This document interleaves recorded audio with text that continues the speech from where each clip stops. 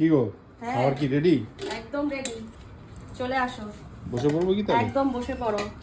আজকে কিন্তু আমার শরীরটা ভালো নেই। হ্যাঁ, আমি ওই জন্য সবকিছু হাতের কাছে নিয়ে এসেছি আর খুব সিম্পল রান্না করেছি।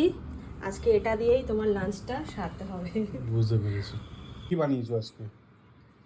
আজকে খুব সিম্পল রান্না করেছি। যেমন? দেখো এখানে এই যে মেথি শাক ভাজা করেছি, যেটা একদমই তোমার ভেজ। শনিবার যেহেতু কাঁচা লঙ্কা চিড়ে আর একটু রাঁধুনি ফোড়ন দিয়ে করেছি। দেখো কেমন আর হয়েছে। কি বানিয়েছো? আর বানিয়েছি এই যে ডাল, মুগের ডাল, কিন্তু যেটা খেতে পুরো মুচুরি একেবারে। হ্যাঁ সেটাই একদম।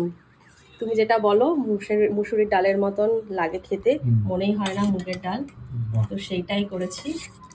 ঠিক আছে। মুগ ডাল অনেকে গাঢ় খায়, কিন্তু একটু হালকা।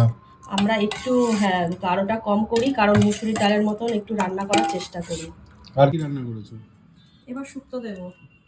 শুক্তো? হ্যাঁ, বিয়ে বাড়ির শুক্তো? বিয়ে বাড়ির থেকেও ভালো। কি কি দেবে?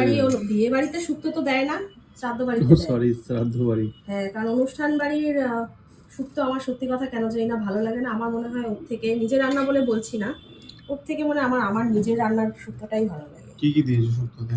শুক্তোর মধ্যে অনেক কিছু আছে সবজি, যেমন গাজর আছে, সজনে ডাঁটা আছে, বেগুন, আলু, কুমড়ো, তারপর বড়ি, তারপর উচ্ছে, সব কিছু দিয়ে শুক্তোটা রান্না করেছি।